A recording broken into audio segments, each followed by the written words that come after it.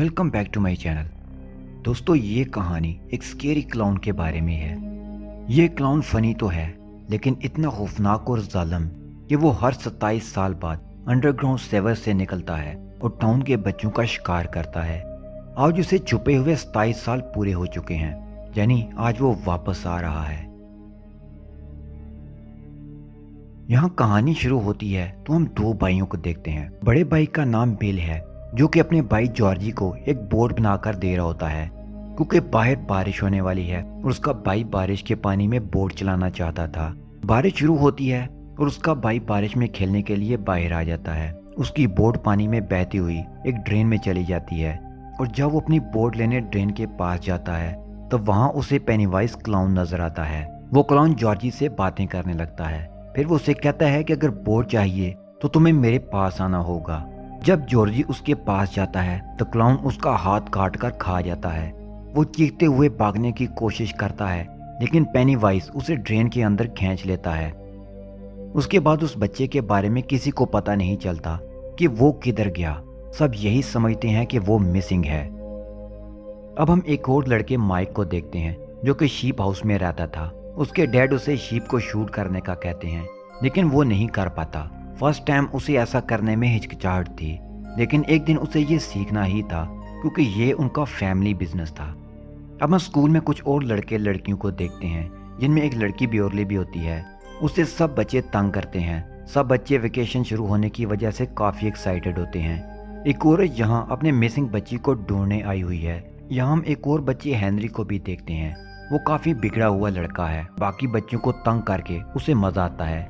यहाँ हम ब्योरली के फ्रेंड बेन को भी देखते हैं, जो बिल के साथ मिलकर इन बिगड़े बच्चों को जवाब देते हैं। उसके बाद बेन घर आ जाता है तो उसके डैड से उसकी फाइट होती है, क्योंकि बिल समझता है कि उसका भाई अभी जिंदा है। वो इस ड्रेन में गिर गया है और वाटर के साथ बहता हुआ ड्रेन के एंड में गया होगा। वो कहता है कि मैं उसे ढूंढ कर रहूंगा, लेकिन उसके डैड उसे कहते हैं कि तुम मान जाओ, वो मर चुका है। उसके बाद हम फिर माइक को देखते हैं, जो मीट डिलीवर करने आया था। वो एक ऐसी जगह जाता है जहां उसे एक डोर नजर आता है। उस डोर के पीछे उसे कुछ बहुत सी अजीब आवाजें आ रही थी, लोगों की चीखों की आवाजें और बहुत से हाथ भी। अचानक से डोर खुल जाता है और उसे वहां पेनीवाइज क्लाउन नजर आता है। इसी दौरान वहां हेनरी अपने दोस्तों के साथ कार में आता है और वो माइक को तंग करने लगते हैं। उसके बाद वो चले जाते हैं। अब हम बिल के एक दोस्त को देखते हैं, जो अपने डैड के ऑफिस में बुक रखने आया है। वहां वो एक पेंटिंग को देखता है जिसमें एक औरत है। वो उसे देखकर डर जाता है और भाग जाता है। इस पेंटिंग के पीछे भी पेनीवाइज क्लाउन ही होता है, जो बच्चों को उनके डर से ही डराता है। अब बिल अपने दोस्तों को लेकर उस ड्रेन के डेड एंड की तरफ अपने बाइक को ढूंढने जाता है। इन स्कूल लाइब्रेरी में बैन बुक्स पढ़ा होता है। वो अपने टाउन डेरी की हिस्ट्री पढ़ा होता है। उसमें इन तमाम इंसिडेंट्स का जिक्र था जो कि डेरी में हुए, और वो लोगों की अनएक्सपेक्टेड डेथ के बारे में थे। अब बैन को वहाँ एक बालून नजर आता है, जो और किसी को नजर नहीं आ रहा होता। वो उसके पीछे चलते चलते नीचे चला जाता है, जहाँ उसे ईस्टर एग्स भी नजर आते हैं। अब वो लाइब्रेरी में पहुंच जाता है। यहाँ सर कटा जलता हुआ गोस्ट उस पर अटैक करता है। वो वहां से जान बचाकर भाग निकलता है। वो बाहर आता है तो हेनरी उसे पकड़ लेता है और उसे पीटने के बाद नाइफ से उसकी बॉडी पर एच लिख देता है। वहां से एक कपल गाड़ी में गुजरे होते हैं और वो उन्हें हेल्प के लिए पुकारता है, लेकिन वो उसकी हेल्प के लिए नहीं रुकते। उसे गाड़ी की बैक साइड पर बालून नजर आता है, जिससे जाहिर था कि वो कपल भी पेनीवाइज के असर में आ गया है। वो किसी तरीके से वहां से भाग जाता है और हेनरी अपने फ्रेंड्स के साथ उसका पीछा करता है। इधर हम देखते हैं कि बिल अपने फ्रेंड्स के साथ ड्रेन के डेड एंड पर पहुंच चुका है। उन्हें वहां किसी बच्चे का शो मिलता है और इसी दौरान जख्मी बैन भी वहां आ जाता है। बिल का एक फ्रेंड उसके भाई को ढूंढने अंदर चला जाता है, लेकिन ये उसकी एक बड़ी गलती थी। अंदर बहुत सारे गोस्ट उसे नजर आते हैं।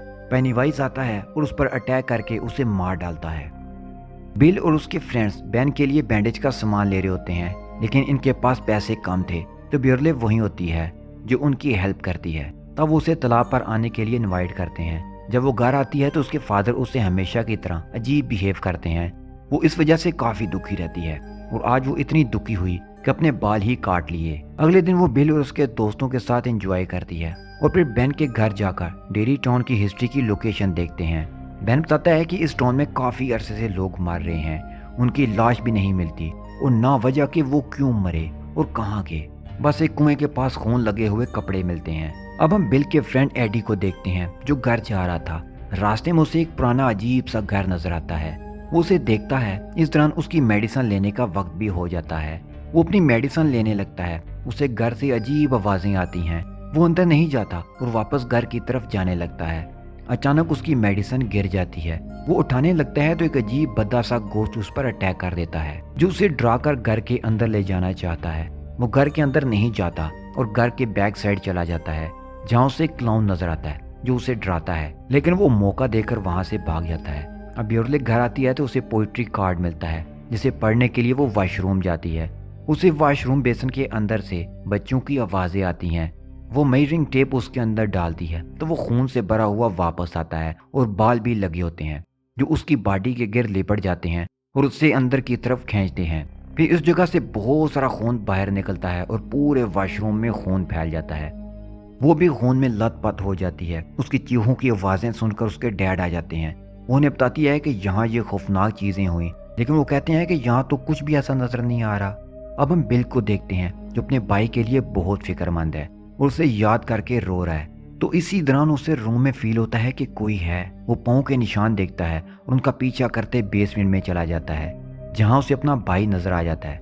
वो आगे बढ़ता है तो उसका भाई उसे इमोशनली ब्लैकमेल करता है। बिल उसकी बातों में नहीं आता और इसी दौरान बिल का भाई गोश्त में तब्दील होने लगता है और साथ ही क्लाउन गोश्त भी आ जाता है। वो दोनों बिल को डराते हैं और उस पर अटैक कर देते हैं, लेकिन बिल वहां से जल्दी से भाग जाता है और उनके हाथ से भाई निकलता है। उसके बाद बिरले सब फ्रेंड्स को बुलाकर अपना वॉशरूम दिखाती है कि देखो यहाँ खून नजर आ रहा है। तो सब वहां आकर कहते हैं कि यहाँ तो बहुत ज्यादा खून है, पता नहीं तुम्हारे डैड को ये क्यों नजर नहीं आया, शायद वो भी पेनीवाइज के कंट्रोल में थे। अब सब दोस्त मिलकर खून साफ करते हैं और कहते हैं कि स्टोन में कुछ तो गल चल रहा है, क्योंकि इन सब दोस्तों के साथ खौफनाक और अजीब और गरीब वाकयात पेश आ रहे थे जिसकी वजह से सब डर गए थे। फिर बाहर आकर वो देखते हैं कि माइक की साइकिल हेनरी की कार के पास खड़ी है। उन्हें अंदाजा हो जाता है कि हेनरी और उसके फ्रेंड्स माइक के साथ फाइट कर रहे होंगे। वो उसकी मदद के लिए भागते हैं। इधर हेनरी और उसके फ्रेंड्स माइक को बहुत मारते हैं। उसे कहते हैं कि तुम कच्चा गोश्त खाओ। इसी दौरान माइक देखता है कि दूर झाड़ियों में क्लाउन खड़ा है और वो किसी बच्चे का हाथ खा रहा होता है। इसी दौरान उसके साथी वहां आकर उसे बचा लेते हैं। फिर बहन उन्हें बताता है कि मैंने अपने टाउन डेयरी की हिस्ट्री देखी तो पता चला कि हर 27 साल बाद कोई भूतिया ताकत आती है और टाउन के बच्चे गायब होने लगते हैं। वो गोश्त उन्हें खाने लगता है और अचानक ये सब रुक जाता है। फिर 27 साल के लिए कुछ भी नहीं होता। ये गोश्त जोकर बांधकर बच्चों को डराता है क्योंकि सभी बच्चे जोकर से डरते हैं और अब 27 साल हो चुके हैं और वो फिर इस टाउन में आ चुका है। अब सब बहन के घर में इकट्ठे होते हैं जहाँ वो डेयरी टाउन का मैप देखते हैं तो उन्हें पता चलता है कि जहाँ जहाँ वो इंसिडेंट्स पेश आए वहाँ कोई ना कोई गटर था और ये सारे गटर एक ही जगह जाकर मिलते हैं जो कि वही कुआं है जो पुराने घर में है, यानी कि पेनीवाइज उसी जगह पुराने कुएं में रहता है। वो प्रोजेक्टर बंद करते हैं लेकिन वो बंद ही नहीं हो रहा था। उस पर खुद ब खुद फोटोज चेंज होने लगते हैं और सब फ्रेंड्स के रिलेटेड पिक्चर्स वहाँ शो होती हैं। प्रोजेक्टर बंद ही नहीं हो रहा था। अचानक वो देखते हैं कि पेनीवाइज प्रोजेक्टर से बाहर आ रहा है। वो बाहर आकर उन्हें डराने लगता है। ये देखकर वो सब वहाँ से चीखें मारते हुए भाग जाते हैं। अब बिल फैसला करता है कि हम इस जोकर का मुकाबला करेंगे और उस घर में जाएंगे। उसके फ्रेंड डर रहे थे लेकिन वो उन्हें राजी कर लेता है। अब वो उस पुराने घर में चले जाते हैं, लेकिन जहाँ पेनीवाइज अपने मैजिक के साथ उनको डराता है और इन सब को अलग कर देता है। पहले एड को वही खौफनाक गोश्त नजर आता है और वो नीचे गिरकर इंजर्ड हो जाता है। रिची एक ऐसे रूम में जाता है जहाँ ढेर सारे जोकर थे और उसी दौरान असली जोकर पेनीवाइज आता है, लेकिन बिल सही मौका पाकर उसे बचा लेता है। अब पेनीवाइज एडी को मारने आता है लेकिन यहाँ रिची और बिल आकर उसे बचाते हैं। अब पेनीवाइज इन दोनों पर अटैक कर देता है। पीछे से ब्रेवली आती है और एक रॉड सीधा उसकी आंख में घुसा देती है।